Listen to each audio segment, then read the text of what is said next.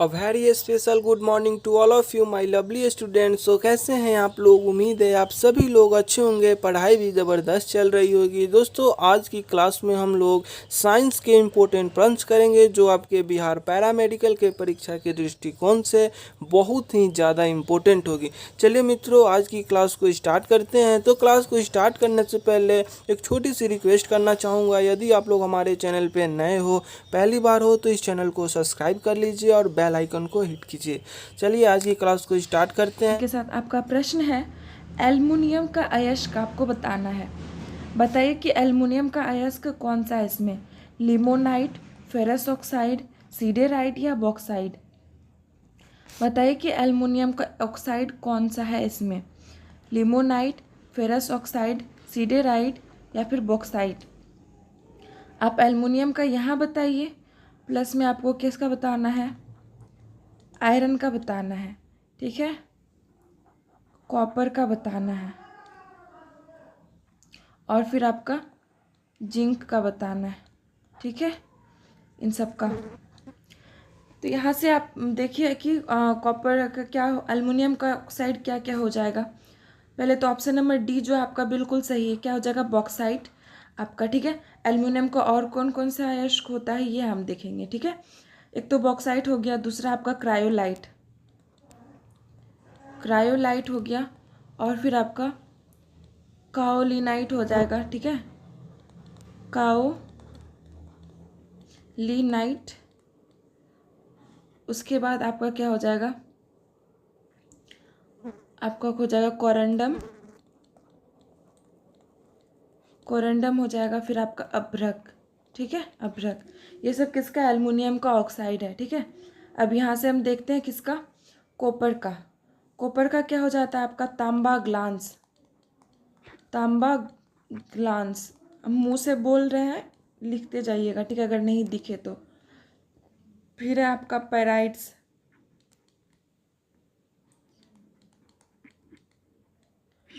पैराइट्स, फिर होगा क्यूपराइट्स, क्यूपराइट्स हो जाएगा। उसके बाद आपका हो जाएगा बैकेलाइट, ठीक है, क्या, बैकेलाइट, बैकेलाइट, ओके। फिर आयरन का देखिए, आयरन का हो जाएगा आपका हेमेटाइट,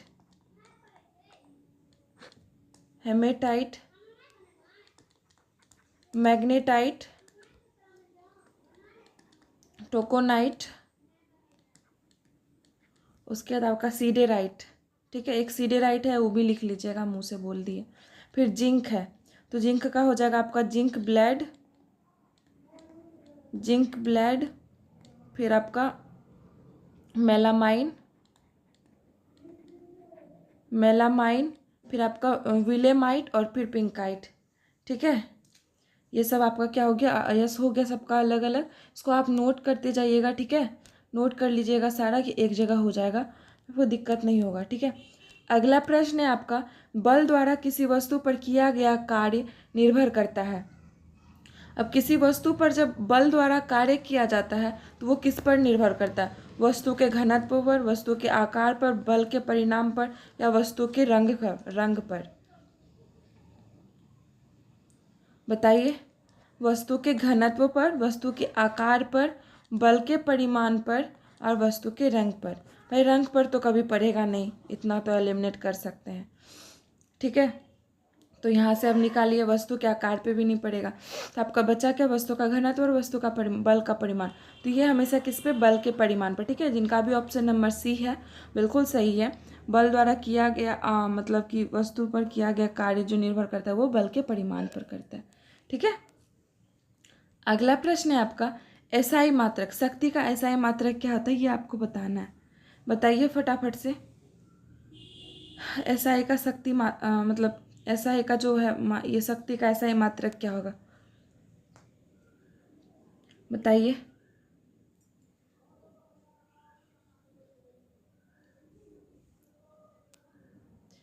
शक्ति का एसआई मात्रक क्या होगा, बताइए फटाफट से बताइए सबको, शक्ति का एसआई मात्रक, ठीक है। तो क्या हो जाएगा आपका, शक्ति का एसआई यूनिट क्या हो जाएगा, वाट हो जाएगा, ठीक है। ये शक्ति पावर, पावर का वाट हो जाएगा, और एनर्जी का आपका क्या हो जाएगा, ये आपका जूल हो जाएगा, ठीक है, जूल हो जाएगा। न्यूटन किसका हो जाएगा, फोर्स का हो जाएगा, ठीक है, किसका, फोर्स का हो जाएगा, ठीक है। तो सारा एक एक करके आप नोट कर लीजिए, ठीक है। चलिए अगले प्रश्न की ओर बढ़ते हैं। अगला प्रश्न है आपका, किसी पिंड की स्थितिज ऊर्जा निर्भर करती है। आपको बताना है कि किसी पिंड की जो स्थितिज ऊर्जा है वो किस पर निर्भर करती है। बताइए फटाफट से, किसी पिंड की स्थितिज ऊर्जा किस पर निर्भर करती है। पृथ्वी से उसकी ऊंचाई पर, उसके द्रव्यमान पर नहीं, उसके द्रव्यमान पर, पृथ्वी से उसकी ऊंचाई पर नहीं, और फिर उसके द्रव्यमान तथा पृथ्वी से उसकी ऊंचाई दोनों पर, ना तो उसके द्रव्यमान और ना ही पृथ्वी की ऊंचाई पर। बताइए तो किसी पिंड की स्थितिज ऊर्जा किस पर निर्भर करेगी, फटाफट से बताइए कि उसकी किसी पिंड की स्थितिज ऊर्जा किस पर निर्भर करती है। तो वो किस पर निर्भर करती है, उसके द्रव्यमान और पृथ्वी से उसकी ऊंचाई दोनों पर, ठीक है। किसी पिंड की जो स्थितिज ऊर्जा होती है उसके द्रव्यमान और फिर उसकी ऊंचाई दोनों पर निर्भर करती है, ठीक है। ये सब कॉन्सेप्चुअल क्वेश्चन है, सबको आना चाहिए। नहीं आता है तो फिर नोट करते जाइए, कॉपी के पेन लेकर बैठा कीजिए जब भी साइंस का क्लास करते हैं, ठीक है। किस अयस्क में लौह धातु की अधिकतम मात्रा पाई जाती है। अब बताइए किस अयस्क में जो है, किस अयस्क में लौह धातु की अधिकतम मात्रा पाई जाती है। कौन सा इसमें अयस्क है, हेमेटाइट, मैग्नेटाइट, शैडेराइट या फिर लिमोनाइट। इसमें किस में लोहा अधिक मात्रा में पाया जाता है। सबको पता है कि हेमेटाइट जो है ये आयरन का सबसे मतलब कि बढ़िया अयस्क माना जाता है। तो इसमें ही सबसे ज़्यादा पाया जाता है। कितना पाया जाता है इसमें, 60 से 70%, ठीक है। और आपका मैग्नेटाइट में कितना पाया जाता है, 52 से 62%, सैडेराइट में 48% और लिमोनाइट में आपका 10 से 40% पाया जाता है, ठीक है। ये सब नोट कर लीजिएगा सारा। तो आपका आंसर क्या हो जाएगा, हेमेटाइट। हेमेटाइट जो है लोहा का जो अयस्क होता है सबसे परफेक्ट बढ़िया अयस्क माना जाता है हेमेटाइट को। अगला प्रश्न है आपका, हियाकुटेक क्या है। हियाकुटेक क्या है ये आपको बताना है। हियाकुटेक क्या है, चीन की एक ज्वालामुखी है, चीन की एक नदी है, जापान की एक पहाड़ है, या 1996 में दिखाई पड़ने वाला एक धूमकेतु है। बताइए हियाकुटेक क्या है, फटाफट से बताइए, सभी कोई आंसर कीजिए। चीन की एक ज्वालामुखी है, चीन की एक नदी है, जापान की एक पहाड़ है, या फिर 1996 में दिखाई पड़ने वाला एक धूमकेतु है। तो हियाकुटेक क्या हो जाएगा आपका, ऑप्शन नंबर डी बिल्कुल सही है। जिनका भी ऑप्शन नंबर डी है वो बिल्कुल सही है। हियाकुटेक क्या हो जाएगा, ये 1996 में दिखाई पड़ने वाला एक धूमकेतु है, ठीक है। अगला प्रश्न देखिए, पहाड़ कहलाने के लिए भूखंड की औसत निम्नतम ऊंचाई होगी। अब भाई किसी को भी तो हम ऊंचा चीज़ को पहाड़ नहीं कह सकते ना, वो पठार भी होता है, लेकिन पहाड़ कहलाने के लिए उसकी ऊंचाई कितनी होनी चाहिए ये बताइए। 300 मीटर, 600 मीटर, 900 मीटर, 1200 मीटर। पहाड़ कहलाने के लिए किसी चट्टान की ऊंचाई कितनी होनी चाहिए, तो वो बताइए, फटाफट से बताइए। पहाड़ कहलाने के लिए किसी भूखंड की औसत ऊंचाई निम्नतम ऊंचाई है, तो ये क्या हो जाएगा आपका 900 मीटर, ठीक है। जिनका भी ऑप्शन नंबर सी है बिल्कुल सही है बच्चों, ठीक है। तो ये क्या हो जाएगा आपका 900 मीटर आपका आंसर हो जाएगा, ठीक है। ऑप्शन नंबर सी बिल्कुल सही है, ठीक है। चलिए अगला प्रश्न देखिए आप, सेल्सियस स्केल पर मानव शरीर का तापमान होगा। आपको बताना है कि सेल्सियस स्केल पर मानव शरीर का तापमान कितना होगा, वो बताइए फटाफट से।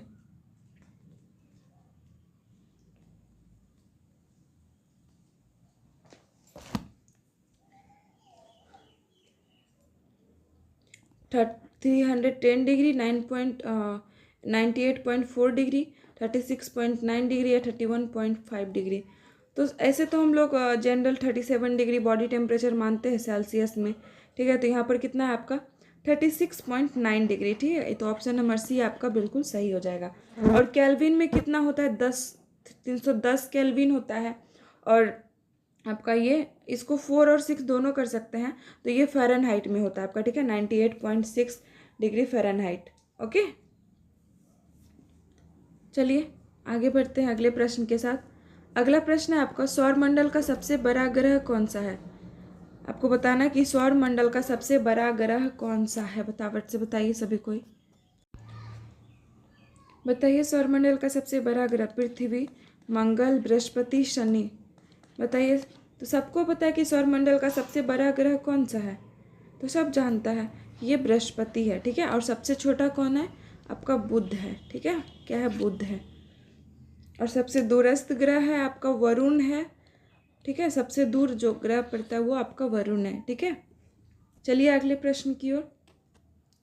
अगला प्रश्न है आपका, हवा में जिस गैस की मात्रा सबसे अधिक है वह है। आपको बताना है कि हवा में किस गैस की मात्रा सबसे अधिक होती है। हाइड्रोजन, कार्बन डाइऑक्साइड, ऑक्सीजन और फिर नाइट्रोजन।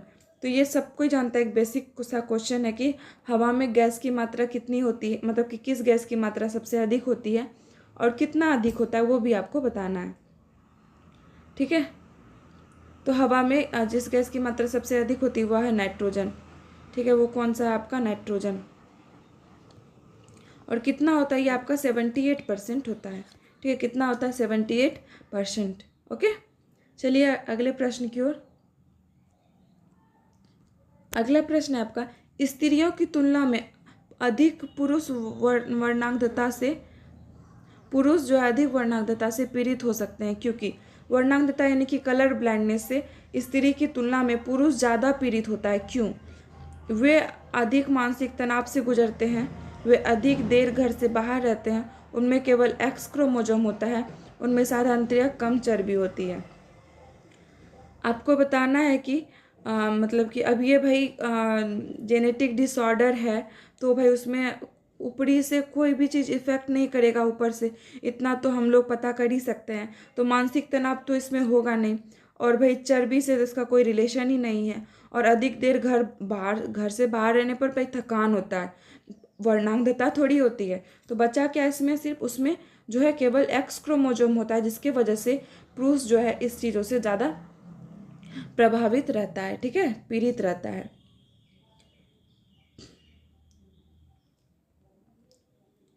अगला प्रश्न है आपका,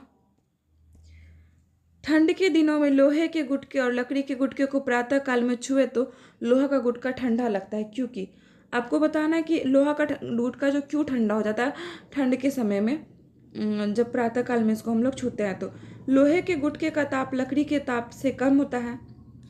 लकड़ी की तुलना में लोहा ऊष्मा का अच्छा चालक है, और लकड़ी की तुलना में लोहा ऊष्मा का खराब चालक है। और फिर लोहे का गुटका लकड़ी से भारी होता है। बताइए क्या हो जाएगा आपका आंसर? तो इसमें क्या हो जाएगा आपका? बताइए फटाफट से बच्चों। ठंड के दिनों में लोहे के गुटके अधिक ठंड क्यों लगते हैं छूने पर? तो लकड़ी की तुलना में जो है लोहा ऊष्मा का अच्छा चालक होता है, जिसके कारण कि वो अधिक ठंड हो जाता है, छूने पर अधिक ठंडा प्रतीत होता है, ठीक है। अगला प्रश्न देखिए, किसी परमाणु नाभिक का आइसोटोप नाभिक जिसमें आपको बताना कि किसी परमाणु का नाभिक का जो आइसोटोप होता है वो यानी कि क्या होता है। किसी परमाणु का जो नाभिक होता है उसमें से सीधा सीधा बोलिए कि क्या पाया जाता है।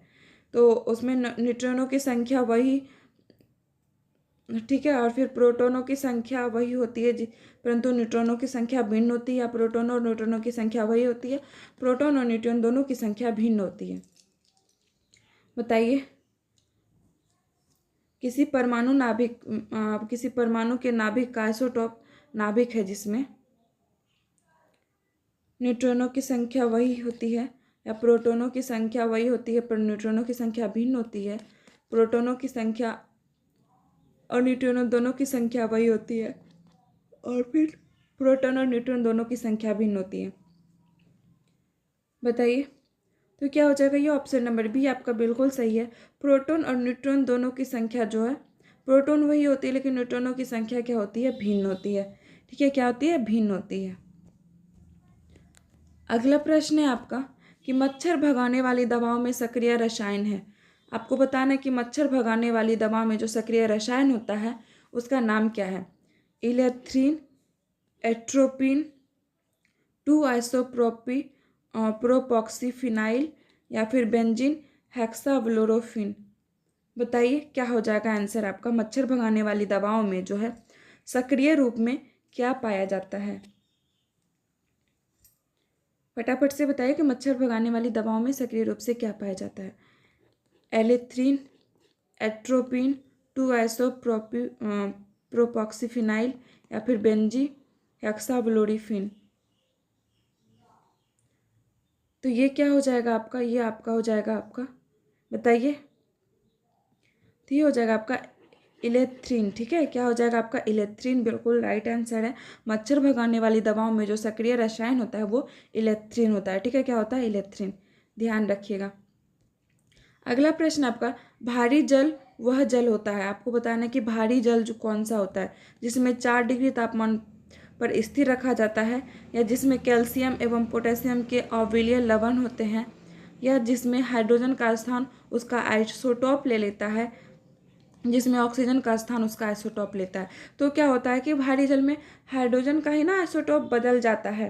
पहले तो H2 लिखते हैं, लेकिन जब बाद में क्या हो जाता है, D2O हो जाता है, यानी कि ड्यूटेरियम हो जाता है। तो हाइड्रोजन का आइसोटोप उसका जो हाइड्रोजन का स्थान है उसका आइसोटोप ले लेता है।